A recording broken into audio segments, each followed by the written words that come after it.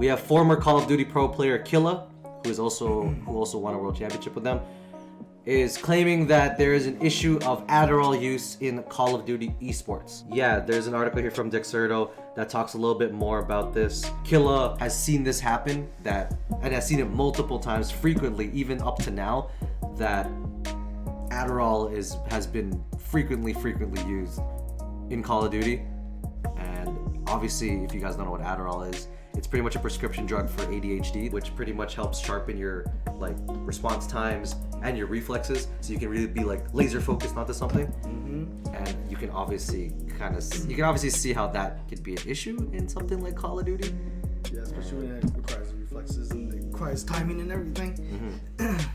See, in this article on Dexerto.com, because of the use of Adderall within Call of Duty tournaments, X-Pro actually left in 2019. He stopped playing because he just couldn't keep up. Honestly, and that makes sense because Adderall is used to treat ADHD, right? That's not really fair, man. Come on. How are you gonna you only have ADHD? They need it because they have hard time concentrating.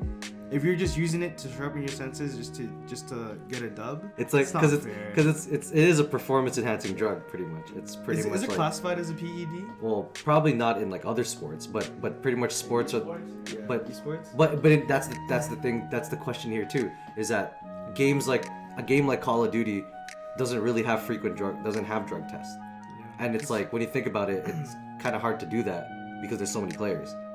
That's true.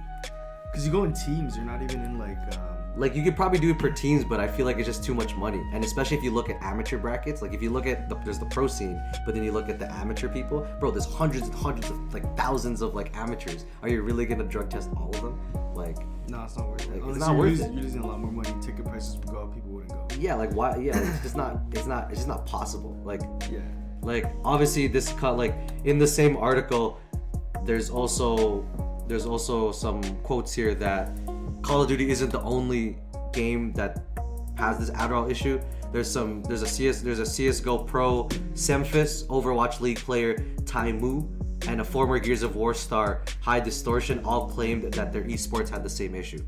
That all of these shooter games had Adderall use in their league, just not fair because of that focus. It's you get a bump, you get a little bump in all your senses, and especially if you're mind my language, if you're sound whoring, you're gonna notice that. You're gonna notice everything, It's not relying on your skill anymore. Yeah. It's just using performance enhancing drug to enhance your senses to do better.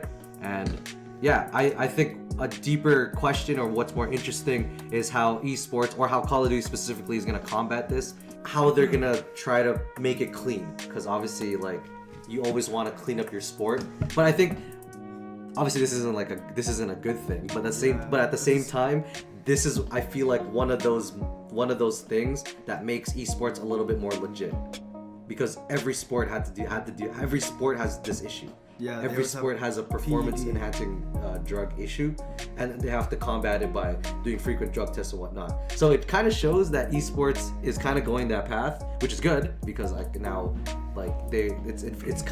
it's going through its stages to really become what it is. But obviously, if you look at it now, this is a problem happening right now, where it's just not fair, because if this guy's gonna take PED, if this guy's gonna take drugs, other guy's not gonna take drugs, he might win $500,000 because of taking drugs. KiLLa says this, quote, "Nobody talks about it because everyone is on it."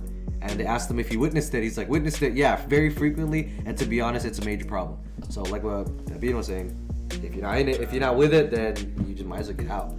Yeah. But it kind of sucks, because the reason you got out is because of drug use. This is a game that you love and play, and you spend hours and hours on, and then you get into the league and you realize everyone's on Addy. you get fucking sat down because some guy's on Adderall and he's tweaking. Yeah, that's just yeah, exactly. Crazy on the sticks. So there's definitely an issue that Call of Duty and all of these other games have to address, and we'll probably see a solution in the next coming years, because I don't think this is gonna I don't think this is gonna change right now. They're not gonna solve it early. I don't think it's gonna change. They need right a little now. more